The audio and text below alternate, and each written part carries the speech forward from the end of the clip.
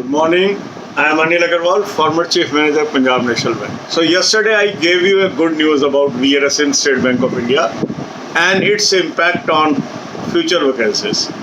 I am happy that many of our subscribers, those are already in State Bank of India, now they have sent me more details about this scheme. Some of our subscribers whose father and mother are working in State Bank, they have also shared more and more detail about this scheme, which I am going to cover in this video, and it is indeed a good news for all unemployed youth. Now, what is this VRS? This VRS name is given as Second Inning Tap 2020, and this scheme is ongoing. That means every year employees will have option to opt under this scheme between December 1st and February end. Who are eligible? As per their estimate, 11,565 officers are eligible as per July 2020 strength of State Bank of India, and 18,625 clerk and sub-staffs are eligible for this offer. That means around 30,000 employees can opt for VRS. But everybody will not opt, that is obvious. But 30,000 are eligible. And if 1/3 of these employees opt for it, this number will be 10,000. So 10,000 people will retire due to this scheme. Normally in banking, vacancies comes as a replacement of retirement. And that retirement is natural retirement, means on attaining the age of retirement, that is 60 years. Now if people are retiring in a natural way, plus the people those would have retired in next 5 years are also retiring along with that, naturally it will jack up the number of persons retired. And they are anticipating by using this exercise, State Bank of India will be able to save 2,170 crore rupees. And every employee who has put in 25 years of service or 55 years of age will be eligible. Now some people say, sir, okay, VRS will come, but what is the guarantee that new people will be taken? So for that we have to read further into the scheme. The further into the scheme, it clearly states the target is balanced age profile. That means State Bank of India wants to correct age profile of its employees. What we mean by age profile? Say one employee is 59-year-old, another employee is 25-year-old. What is the average age of employee? 59 plus 25 divided by 2. But if people, those are having age more than 55, they retire, and 80% of the people, those are having age of 24, 25, join in place of them, what will happen to the average age of employee in organization? Definitely it will come down. So whenever we replace the older employee with the younger employee, it is called change of blood in management jargon. It is called balancing of age profile. So sometime in some organization, the age profile is very screwed. Screwed means it is very high. Most of the employees are of high age group. In such eventualities, to give josh to the organization resort to VRS. VRS means giving graceful exit to older employees and welcoming the newer employees, those are having lesser age group and younger and energetic.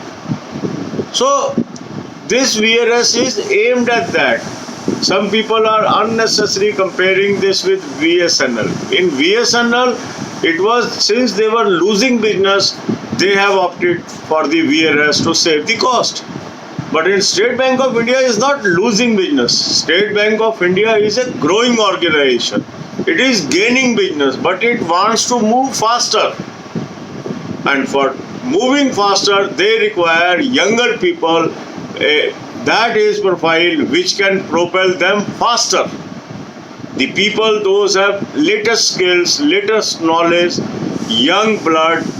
So it is win-win situation for everyone. It is not firing of an old employee. They are not forcibly sending the people on retirement. They are offering a good handshake to them and asking them, if you want to go, you can go, so that we can replace you by a new employee. It is a very good initiative. Some people, those are not having full knowledge, they unnecessarily criticize everything.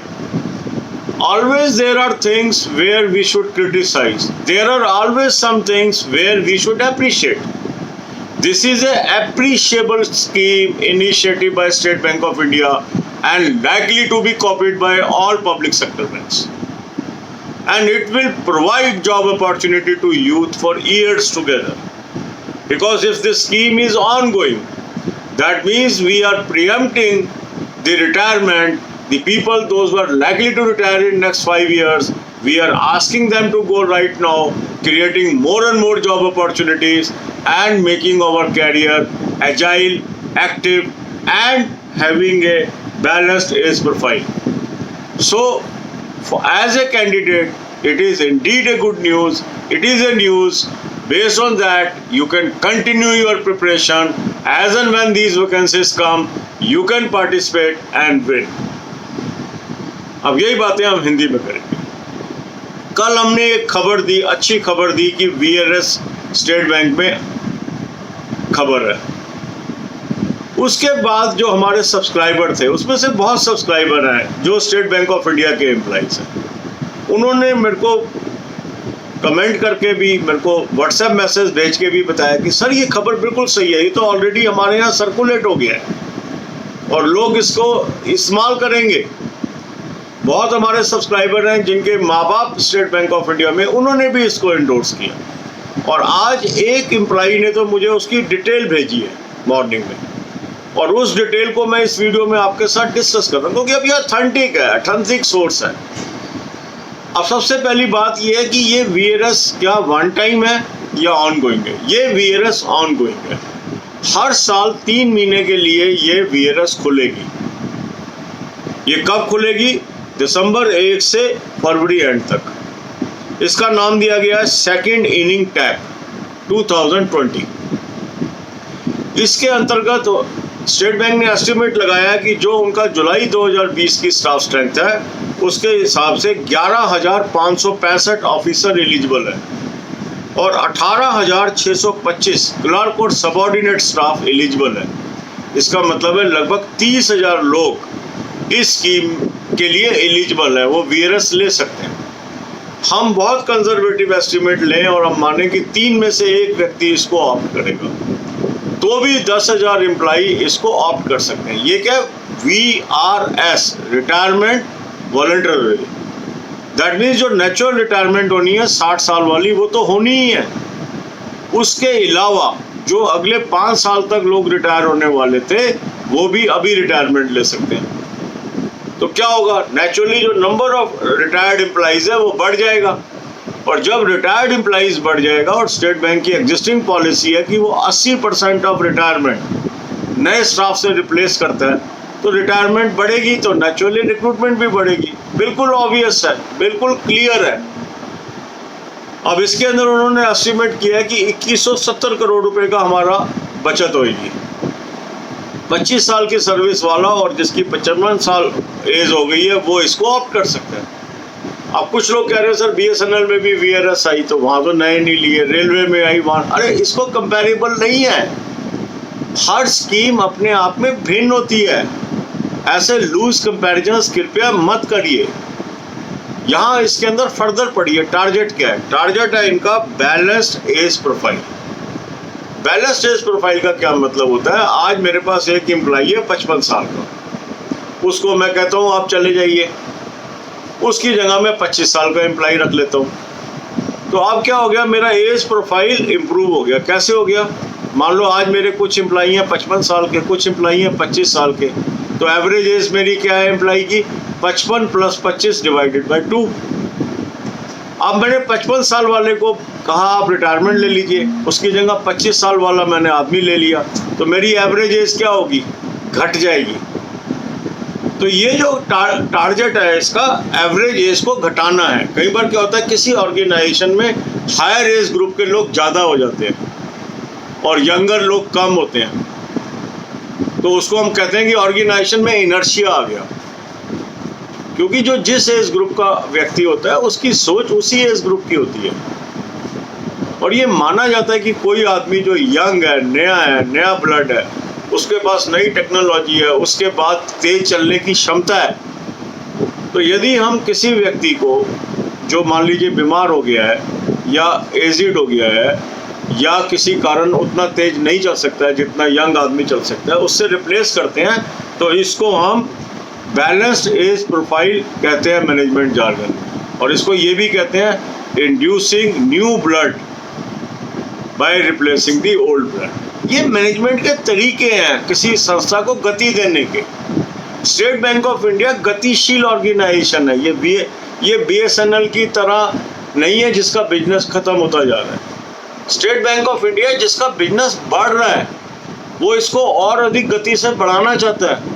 वो अपने पुराने employees को नए employees से replace करना चाहता है, पर किसी को फायर नहीं करना चाहता। वो उनको इंसेंटिव देके जाने के लिए मोटिवेट कर रहा है। इसको हमें समझना है। अब इसमें सब विनर हैं। कौन विनर है? State bank. उसको एक बेटर एज प्रोफाइल मिल जाएगा एम्प्लॉइज का। एम्प्लॉई जो ये सोच रहा है कि मेरे को अब और नौकरी नहीं करनी है, मेरी सारी ज़रूरतें पूरी हो चुकी हैं और आगे की नौकरी का पैसा मुझे अभी मिल ही रहा है, तो मैं लेके चला जाता हूँ। बहुत लोग होते हैं जो रिज़ाइन भी करते हैं, बहुत लोग बीमार भी होते हैं, बहुत लोग ऐसी जगह पोस्टेड होते हैं जहाँ से निकलना चाहते हैं। तो वो सारे एम्प्लॉइज़ VRS ऑप्ट करने के इच्छुक होते हैं। वो कहते हैं मेरे को ऑर्गेनाइजेशन VRS दे दे, मैं ले लूँगा। तो वो लोग इस स्कीम में पार्टिसिपेट कर लेंगे। ऑनगोइंग स्कीम बन गई, इंसेंटिव हो गया एम्प्लॉय को। दूसरी तरफ बहुत लोग बेरोजगार हैं, उनको रोजगार नहीं मिल रहा, उनके लिए सीट खाली हो गई, उनको नौकरी मिल जाएगी। तो हर चीज़ को क्रिटिसाइज करना जरूरी नहीं होता है। कुछ लोगों को शौक होता है, हर चीज़ को क्रिटिसाइज करते हैं। जैसे ही अच्छी बात बताई, अरे इसमें ये कमी, अरे किसी चीज़ को आप अच्छा भी तो मानो। दुनिया में सब चीज़ें बुरी नहीं होती हैं, सब चीज़ें अच्छी नहीं होती हैं, अच्छी बुरी दोनों होती हैं। अगर एक संस्था अच्छे मकसद से कोई स्कीम ला रहा है और उससे मुझे फ़ायदा होने वाला है, मैं अनएम्प्लॉयड हूँ, फिर भी मैं क्यों क्रिटिसाइज़ कर रहा हूँ उसको? कोई मतलब नहीं है। इसमें से अच्छी भावना को चुनिए, समझिए। स्टेट बैंक ऑफ इंडिया आपके लिए जॉब अपॉर्चुनिटी क्रिएट कर रहा है।